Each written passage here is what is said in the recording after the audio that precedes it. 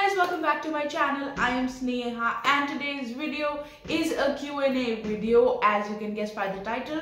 So a lot of you guys have a lot of questions and I cannot dedicate a single video for each question. So I thought that I might do a Q&A, and also a few of you suggested that I should do a Q&A.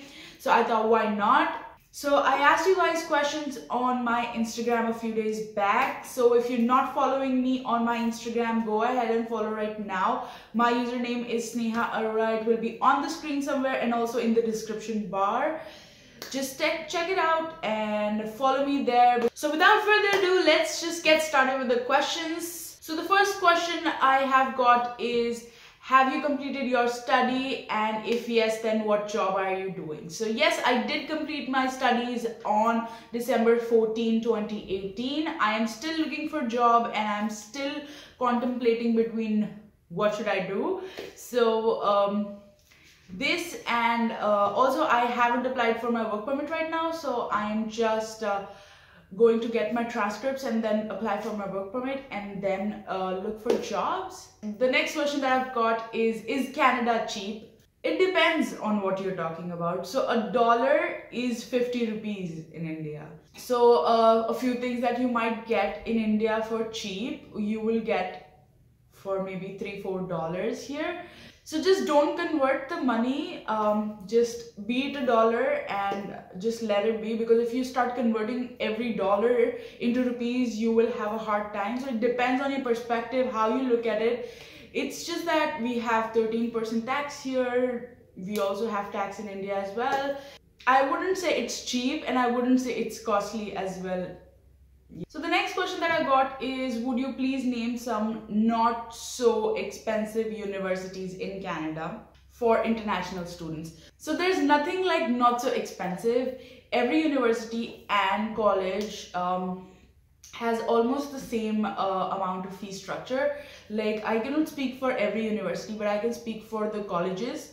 So for George Brown, Humber, Seneca, the fees overall is on the lines of $7,000 per semester.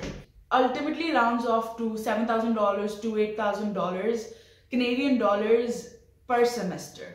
So it is roughly 4 lakh rupees in INR. So the next question I got is scope of mechanical engineering higher studies in Canada. To be honest, I have no clue about mechanical engineering and I don't want you guys to be misguided. I would just tell you guys my experiences and what I have gone through. If you're talking about a particular field I have no idea about, I don't want to tell you something that I've just heard from someone and I don't know. Actually, I have no clue about the scope of mechanical engineering. I am so sorry about that. The next question I got is, in this, which one is the best, PR or international student? So for a person who has been working in India, who is already working in India, has experience of 2 to 3 years, I would say that PR is a better option. Definitely it is. But if for someone, you've just graduated from college and you want to move out of the country and you want to have some exposure, it is going to be international student. So it depends on where you come from, what is your current status and background. According to that, I can say you can decide. If you have a good amount of experience and you are graduated already and you're not interested in studying anymore, then you can get a PR. Or if you want, you can definitely come as an international student. Obviously, studying in Canada and getting a job here is an added bonus, because if you're getting a job and you have something that you studied in Canada itself, it does give you an edge. So the next question that I got is, if visa gets rejected, after how much time we can reapply? So if your visa gets rejected, I am sorry, but you can reapply as soon as you have got the rejection. If you still have time for your intake, let's say you got your rejection way before in October, maybe you still have time for the January intake, right? So you can still reapply as soon as you have got the rejection. Just provide the proper paperwork for the rejection. Like, they might state the reason that they have rejected your visa, so make sure you are putting the proper paperwork in order to justify that the reason that they have stated is not correct in your case. If you do that, you might get your visa accepted really soon.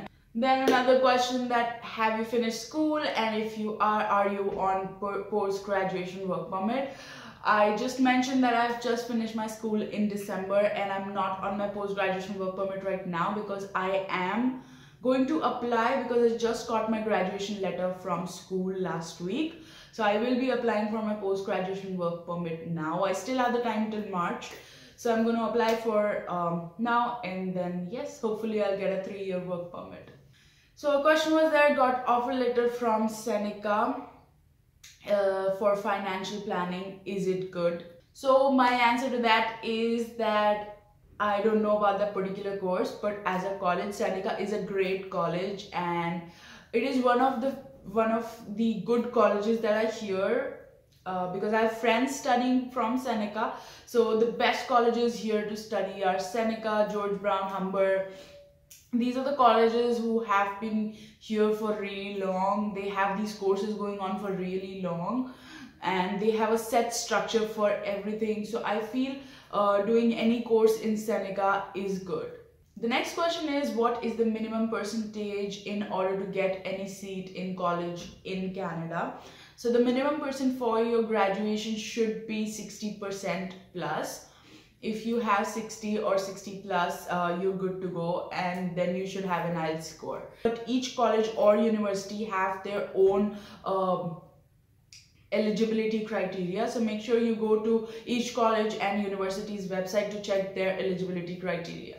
So somebody did tell me, please make a video on jobs after PG diploma. I would definitely make a video about jobs once I get one, and once I have tried everything around me, to let you guys know of the procedure and how good it is and what's the scope and how bad it is. So I will only be talking about my computer science or wireless networking. So I will definitely make a video as soon as I get in the phase of applying for jobs and the scope and how soon I get a job, and if I get a job or not. I am definitely going to tell you about that once I am in that scenario. So I got a question, what is the process of applying PR after doing a 2-year course?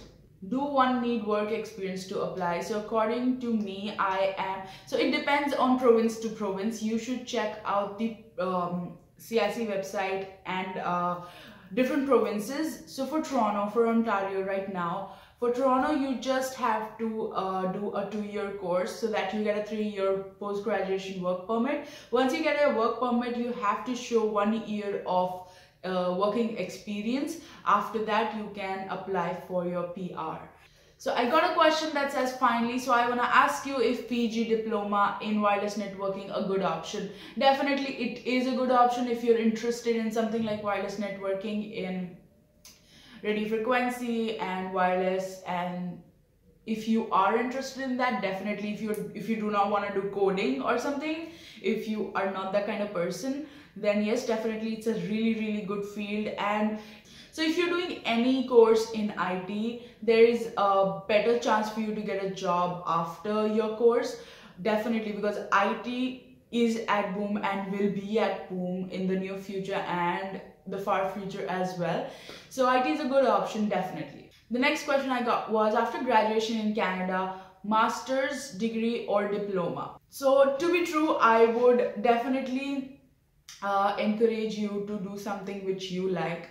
So doing a diploma is much easier and more practical and also cheaper. That is why a lot of international students opt for it. Whereas doing a master's degree from a university can be expensive. Also, it does not include as much practical stuff, because in a diploma we learn how to be practically efficient, whereas in a master's degree it is much more theoretical and you learn about stuff. You don't practically do it, but you definitely learn about a lot of stuff. So it just depends on what you want to do. And doing a master's degree, you can even go to research field and something like that. It just depends on what is your cup of tea. So for today, I think these are all the questions that I have. I will try, and like I am doing right now, I will continue to answer your questions on your DMs as well. And yes, if you like this video, then please do not forget to give this video a big thumbs up and also subscribe to my channel. I'll see you guys next time with my next video. Bye.